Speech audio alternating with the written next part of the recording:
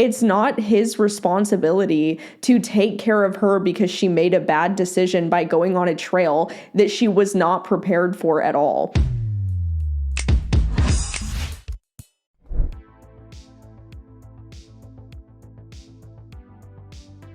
Hey bitch, and welcome back to another Raleigh Reacts video. First things first, you guys, I am so apologetic for my incredibly chaotic upload schedule these last few weeks. I'm so sorry. For those of you who don't know, I am getting married and my wedding is actually in 6 days.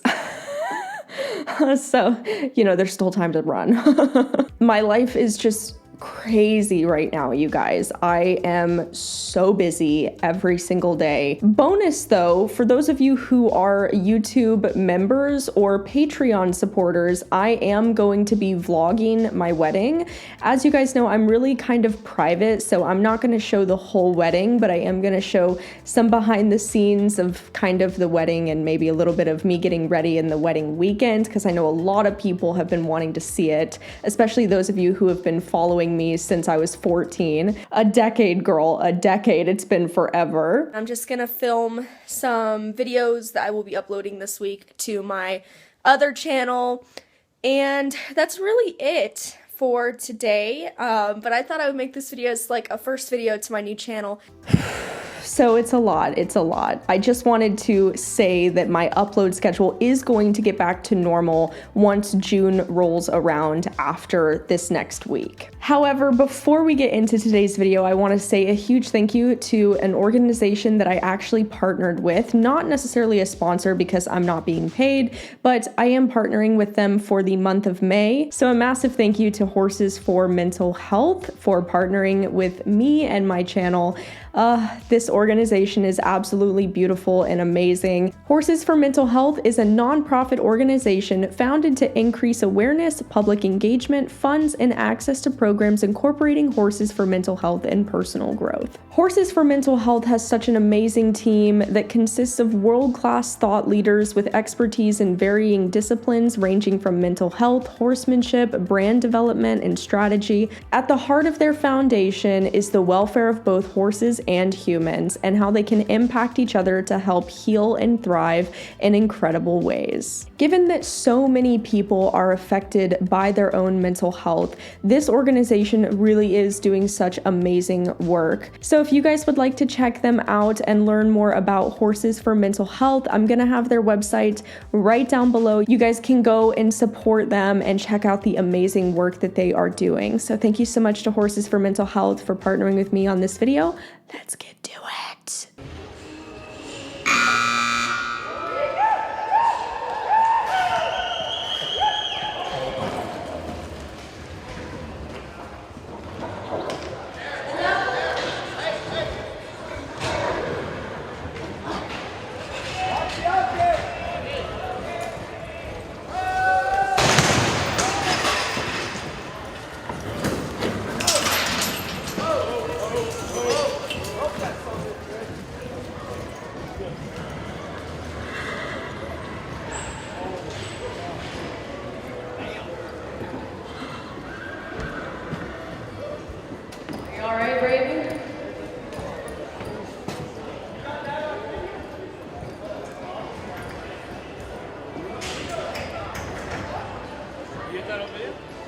Okay, dumb. Do you not check your tack? First of all, you guys know how I feel about this sport in general. I think it's incredibly abusive, especially to the cows. But I don't know if anybody else noticed this. His back cinch, I guess, came unhooked. There's that little strap, I always forget what it's called, that connects the front cinch to the back cinch, because the back cinch is not supposed to be tight. So to keep the back cinch from moving and swinging and potentially getting stuck on the horse's flank, there's a little strap. It probably broke. Maybe he didn't have one. Maybe he forgot to check his equipment, but his back cinch came undone and swung back into the horse's flank if it wasn't already there, or it was super tight and then it just wiggled its way back into the horse's flank. I don't know. Essentially, it caused the horse to start bucking obviously. I mean, the fact that you don't check your tack before you get on, there's no way that that strap could have broke in the period of time that the horse was just standing in the box, which leads me to believe that the strap was probably either not there or it broke way before this happened and the rider just wasn't checking his gear. Thank God for that other guy that was there who was pointing it out and being like, yeah, this was definitely not the horse, it was definitely you. Which it almost always is. I see so many people who blame their horses all the time. Guys, a lot of the time,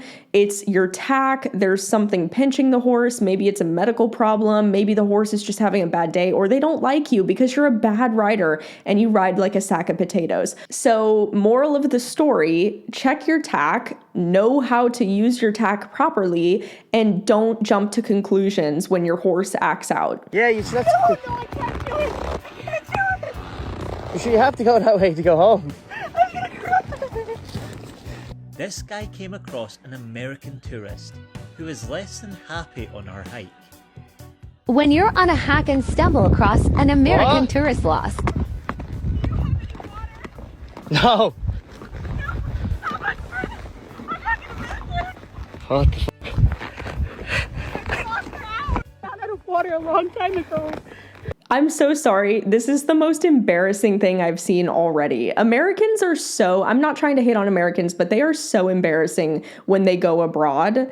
Every time I've ever been to other countries and I run into Americans, they're always doing the dumbest possible stuff. This woman is on a hike. First of all, did you not map out your hike to see how long the hike was or how difficult it was? I guarantee you this is a well-traversed hiking trail. I guarantee you it has a rating on it. The fact that she didn't even bring water and she didn't even account for how difficult it was going to be. What? It's straight up this little hill. It's tiny. What? Nah, it's not. How are you getting on? You're almost here now. Only a bit more to go up this hill and then you're straight all the way down to the car park. You're managing, yeah? You're going to get up to the Hellfire Club New and then you're going to breaking point. stay straight the whole way. To the Hellfire Club still? Yeah, you just have No, to... no, I can't do it. I can't do it. You sure you have to go that way to go home? I'm gonna cry.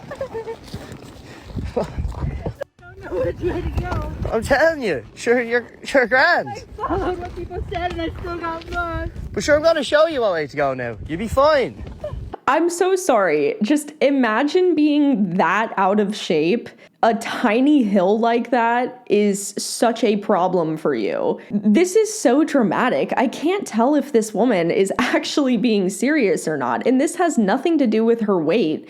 I've seen many overweight people that are perfectly capable of going on hikes and going outside on trails, etc. She's being so dramatic. It almost makes me think that she's trying to get sympathy from this guy to be able to ride his horse out of here because she just doesn't want to do it. This is the epitome of laziness. Hi, it's gone viral. Adam here. So what happened in the video, I was on a hike up in the Hellfire Club with one of our ponies, and as I was heading up there I heard a person in distress, and so I headed down. I approached her and tried to comfort her. She was very, very dramatic, said she was lost for a few hours, and I couldn't let her up on the pony that I was riding because he was only meant to be lightly exercised that day, and he's very young, and he wouldn't have been able to let a very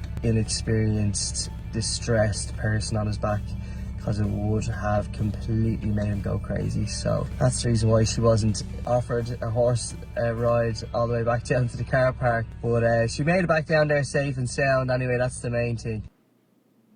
I actually am kind of upset that he feels like he has to justify why he didn't let her ride his horse. I mean, first of all, She's probably too big. I mean, you can't see his horse, but he said he was riding a pony, and he sounds like he's beating around the bush because he's trying to be nice, but she probably was too big to ride his horse, and that's the main reason he didn't offer her a ride. But nevertheless, even if she was perfectly within the size and weight and height range to ride his horse comfortably, I would not offer my horse to a random person to ride them. I'm sorry, I just wouldn't do that. It was her choice to go on the trail. She's got to walk out or call an ambulance or something. It's not his responsibility to take care of her because she made a bad decision by going on a trail that she was not prepared for at all. When you're perfectly capable of walking somewhere on your own,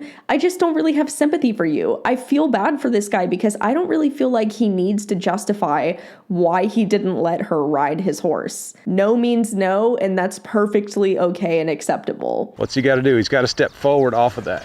Okay. There. Okay, that was a release right there when he put that foot forward. There's a release. Okay, now he's licking and chewing. There's a release. Good. Now you might say, well, Boatwright, you released when he reared up. That's not true. I released when he put his feet down. All right, so we're just gonna let him do that, all right?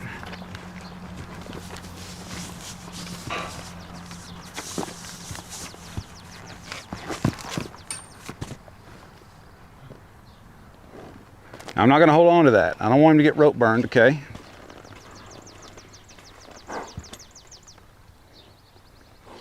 This is fine. Don't get upset about all this. It's just part of it, right? Everything else was real easy. You got to find some kind of hole to fix, right?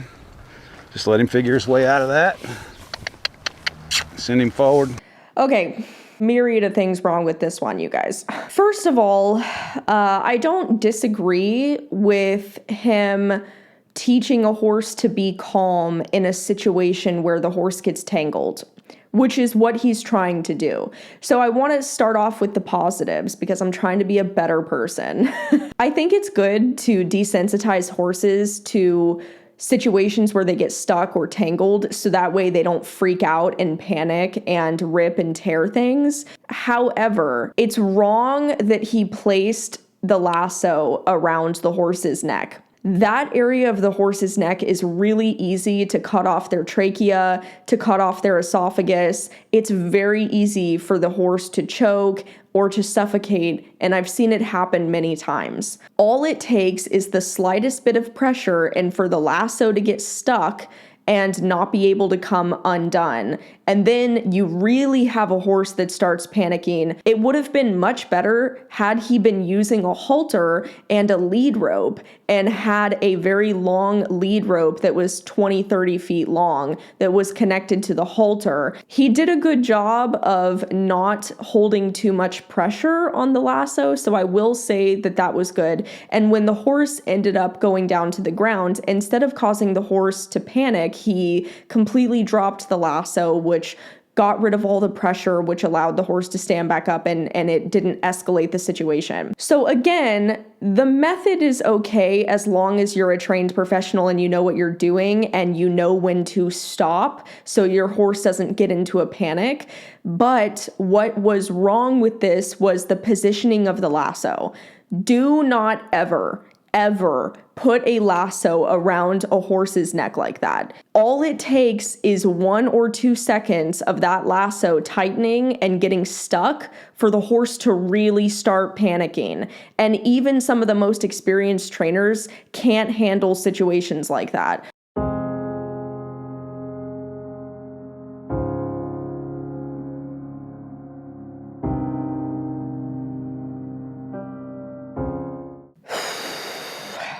Okay, well, that was kind of a sad note to end on. That horse was very clearly having a seizure. There's really nothing that you can do.